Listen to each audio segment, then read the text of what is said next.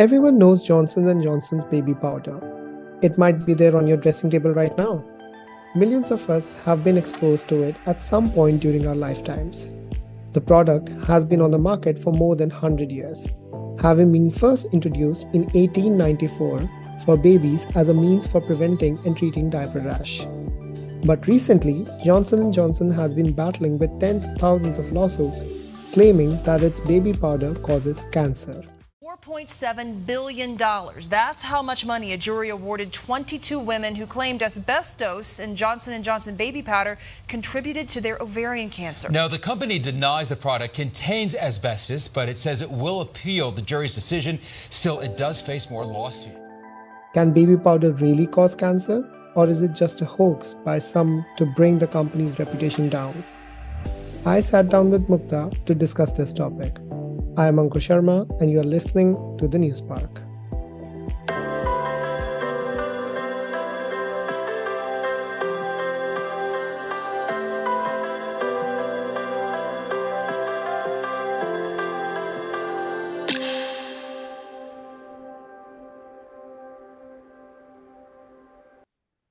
Hey Mukta, how are you? I'm good. How are you? And by this topic for today. Well, I'm good. Well, because we all use talcum powder, right? Yes, we do. So the big news is that Johnson & Johnson has proposed to pay almost $9 billion to resolve tens of thousands of lawsuits it faces in North America that claim its baby powder and other talc-based products cause cancer. $9 billion is a big sum. So by offering to settle, they are admitting that their talc does cause cancer? Well, not really. They say that their claims were specious. What do you mean by species? It means superficially plausible, but actually wrong.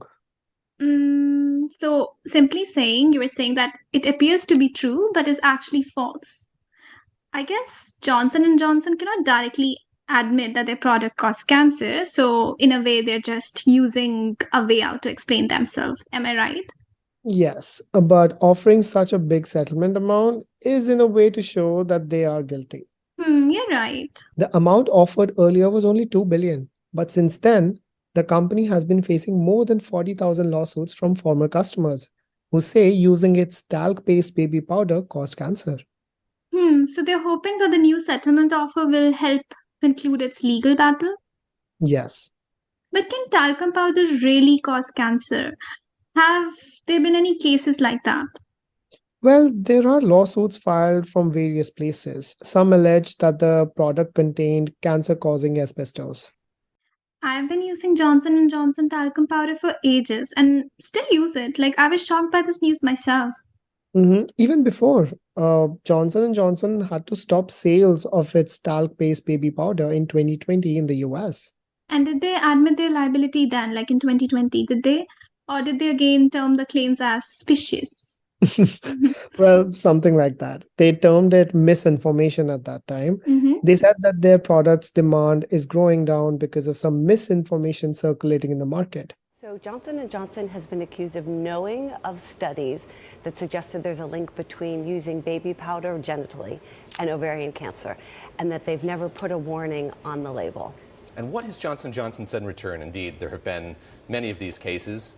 Plaintiffs have won some, others have been, they haven't won others. So what have they said in response? What's the company said? So Johnson & Johnson defends the safety of talcum powder, which is what baby powder is made of, says that it has known about the studies, but concluded that whatever association there is weak, that the data was flawed, and that they feel very confident in continuing to sell it without a warning label. Last year, the company even announced plans to end sales globally. Oh yeah, I know that Johnson & Johnson has been trying to resolve lawsuits in bankruptcy court since 2021. Yeah, they even shifted the responsibility to one of their subsidiaries. Yeah, but that did not work out in favor of the company. Yeah, but the company continues to believe that these claims are specious and lack scientific merit. So I know that Johnson & Johnson has been in legal trouble before also, and, just they failed miserably. It was all over the news. But do you remember that particular incident that the company being sued by a group of 22 women? Yeah. They developed ovarian cancer as a result of exposure to talcum powder, and a jury ordered the company to pay around $4.69 billion. The CAT scan showed a huge double-fisted size mass on my left ovary. Basically, it was determined that there was debris or fibers in my ovarian tissue consistent with what they have been finding in other women who have had ovarian cancer as a result of using baby powder for hygiene purposes. If you are using a product that potentially could kill you, stop using it. Wow. It was not the first time that Johnson & Johnson has lost a verdict in a lawsuit, claiming that their talcum powder causes ovarian cancer.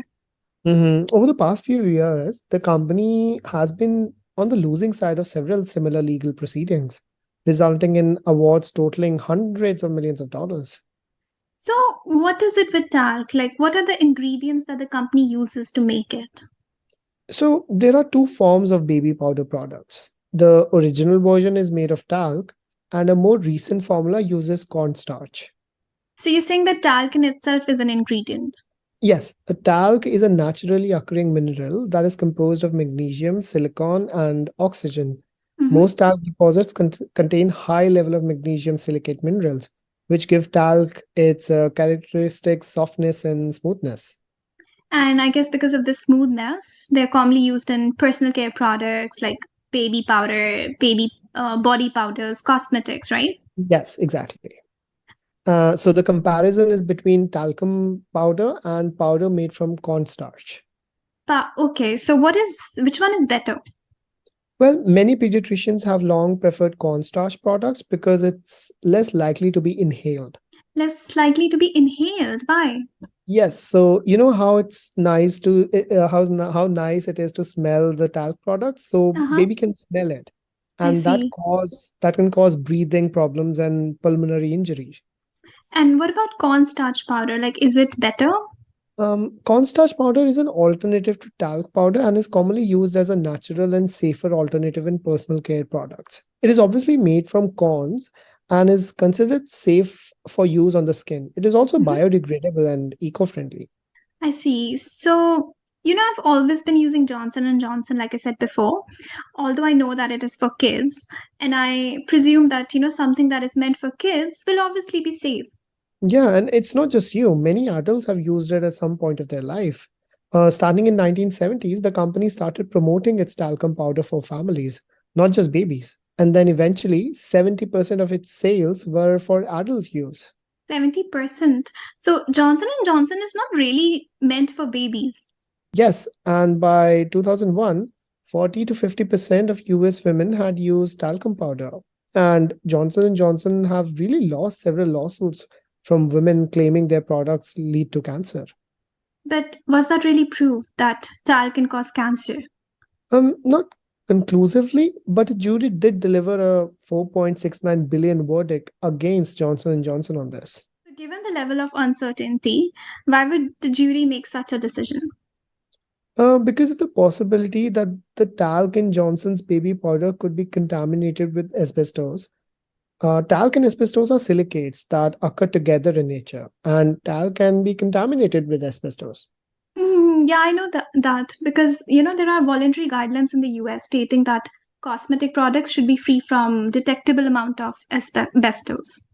Yeah, and Johnson & Johnson had sold baby powders for almost 130 years. It still continues to sell a version of the product that contains cornstarch.